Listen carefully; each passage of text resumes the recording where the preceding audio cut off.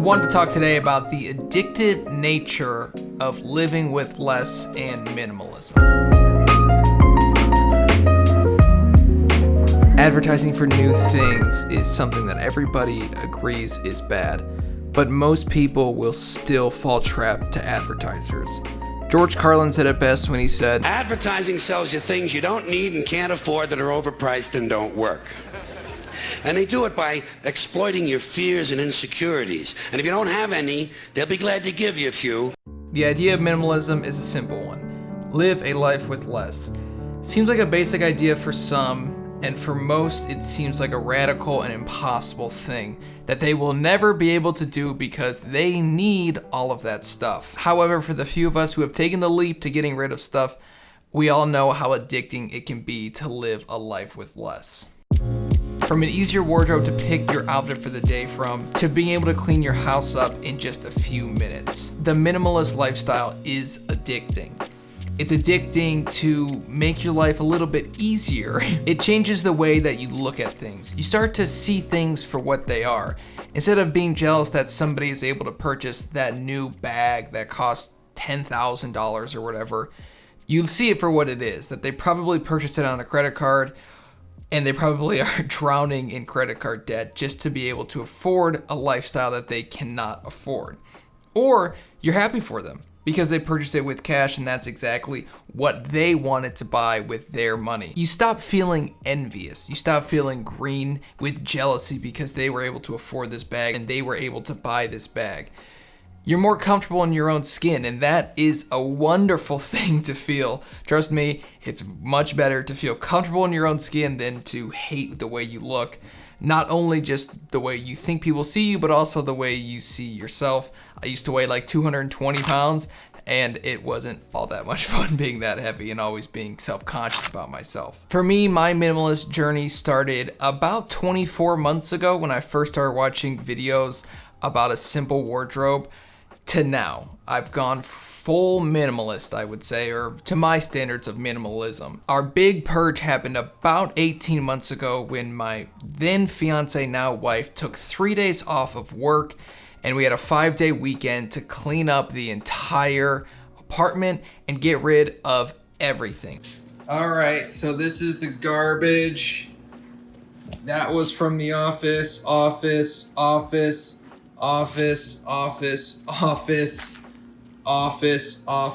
and I don't know if that bag was from the office right there.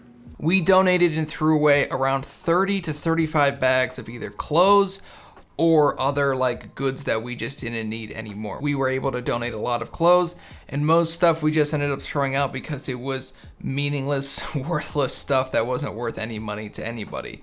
And that hurt a little bit because not only of the environmental impact, but really the thing that hurt me the most was how much money did I spend on this stuff?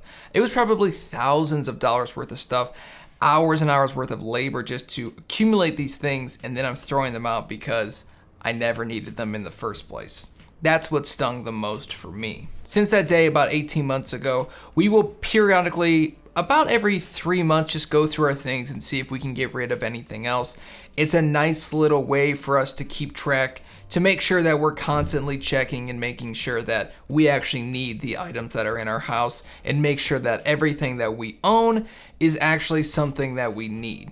It's funny how 1 month you're not willing to get rid of an item that you feel like a certain sentimental value from, but then the next month you look at it and be like, I don't even care. I don't know why I kept it, get rid of it. I think it's a great way to just stay on top of this. We wanted to do it a little slower. I know some people like to do it all in one day. We had a big purge, but we knew we'd be periodically keeping up with it and getting rid of more and more things as we continued along. For me, it's been wonderful. It's amazingly addictive. I would say that it's almost more fun getting rid of stuff than it is to buy something new and fun that you worked really hard for now, which is really weird because I never thought I'd say I have more fun getting rid of things than I do actually receiving them. But in the last 3, 4, 5 months, I've gotten rid of so much stuff, and my office here is just wonderfully clean all the time because it's hard to make it messy.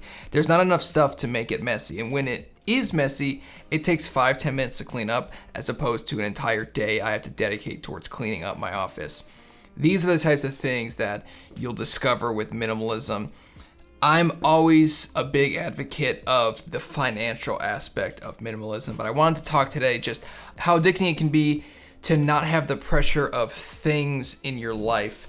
Whereas a lot of people, when I go over their house and I see what the way that they live, I know their life would be better with less stuff. You can see them struggling because their counter space is all taken up because they have 14 different toaster ovens on there or whatever, a coffee machine, toaster oven, microwave, this, and this, and they can't even use that counter.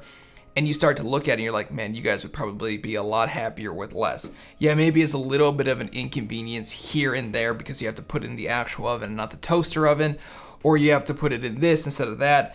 But what I found is that getting rid of stuff is wonderfully addictive, and it's such a powerful and great experience that I really do love feeling. I'm not one of those like, experiences over everything, bro. Like, I love stuff. I love this camera. I love my computer. I like my phone a lot. I like stuff. I just like a lot less stuff than most people.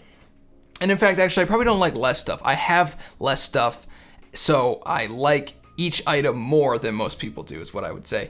So I think that if you are somebody who's trying to get into it, what I would do is just take it slow, see what you think about it, see how you treat it, and see if that's something that you actually want to do.